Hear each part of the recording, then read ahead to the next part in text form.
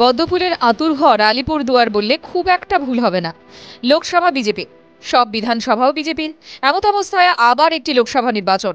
24-এর ভোটে জমি ধরে রাখতে আত্মবিশ্বাসী পদ্ম শিবির। অন্যদিকে সেই জমি ফিরে পেতে মরিয়া শাসক দল। বামেরাও রয়েছে মাটি আঁকড়ে। পশ্চিমবঙ্গে 42টি লোকসভা কেন্দ্রের মধ্যে অন্যতম আলিপুরদুয়ার আসনটি তপশিলি উপজাতি সংরক্ষিত।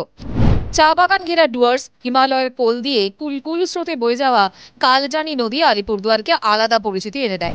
সেই জেলার রাজনৈতিক বৈচিত্র্য কেমন, চলুন একবার দেখা যাক। আলিপুরদুয়ার লোকসভা কেন্দ্রের 7টি বিধানসভা কেন্দ্র। কেন্দ্রগুলি হল তুফানগঞ্জ, কুমারগ্রাম, কালচিনি, আলিপুরদুয়ার, ফালাকাটা, মাদারিহাট, নাগরাকাটা।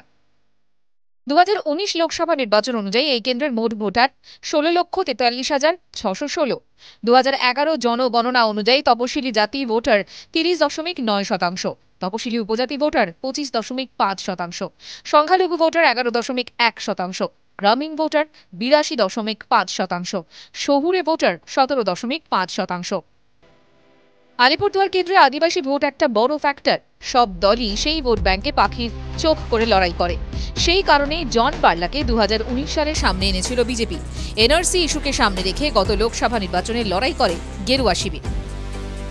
এক নজরে লোকসভার খতিয়ান। 2019-এর নির্বাচনে তুফানগঞ্জ বিধানসভা কেন্দ্রে বিজেপি পেয়েছিল 98,776, তৃণমূল 91,290। 2021 সালে তুফানগঞ্জে বিজেপি পেয়েছিল 1,14,503 আর তৃণমূল পেয়েছিল 83,305। 2019-এর লোকসভা নির্বাচনে কুমারগ্রামে বিজেপি পেয়েছিল 1,16,023 ভোট। সেখানে তৃণমূলের সংখ্যা ছিল 87,210।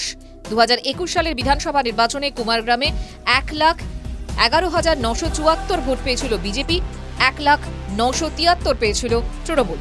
2019-এ কালচিনিতে 1,11,477 পেয়েছিল বিজেপি, 64,045 পেয়েছিল তৃণমূল। 2021-এ কালচিনিতে বিজেপির ভোট ছিল 1,31,004 আর তৃণমূলের ছিল 74,528। 2019-এ আলিপুরদুয়ারে 1,14,879 ভোট ছিল বিজেপির, তৃণমূলের ছিল 77,859। 2021-এ আলিপুরদুয়ারে 1,07,333 ভোট ছিল বিজেপির, 91,326 ছিল তৃণমূলের। 2019-এ ফালাকাটায় 1,09,280 ছিল বিজেপির ভোট আর তৃণমূলের ভোট ছিল 82,210। 2021-এ ফালাকাটায় 1,02,993 ছিল বিজেপির ভোট, 99,003 ছিল তৃণমূলের ভোট। মাদারিহাটে 2019-এ বিজেপি ছিল 1,14,981 ভোটে আর তৃণমূল ছিল 49,650 ভোটে। 2021 সালে মাদারিহাটে বিজেপি পেয়েছিল 90,718 আর তৃণমূল পেয়েছিল 61,033। 2019-এ নাগরাকাটায় 1,03,865 ছিল বিজেপির ভোট আর 53,621 ছিল তৃণমূলের ভোট। 2021-এ নাগরাকাটায় 94,722 ছিল বিজেপির ভোট, 71,247 ছিল তৃণমূলের ভোট। 21-এ বিধানসভা কার?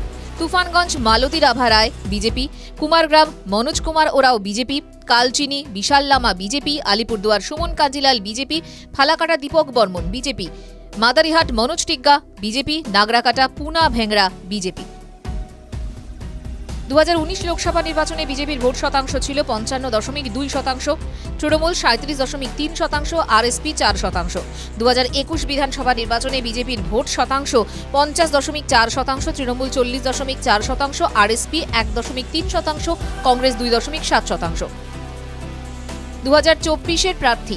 এবারে বিজেপির প্রার্থী মাদারিহাটে বিধায়ক মনোজ টিগ্গা, তৃণমূলের হয়ে দাঁড়িয়েছেন রাজ্যসভার সাংসদ প্রকাশ চিক বড়াই, আরএসপির হয়ে দাঁড়িয়েছেন মিলিও রাও। টিভি9 বাংলা ডিজিটাল।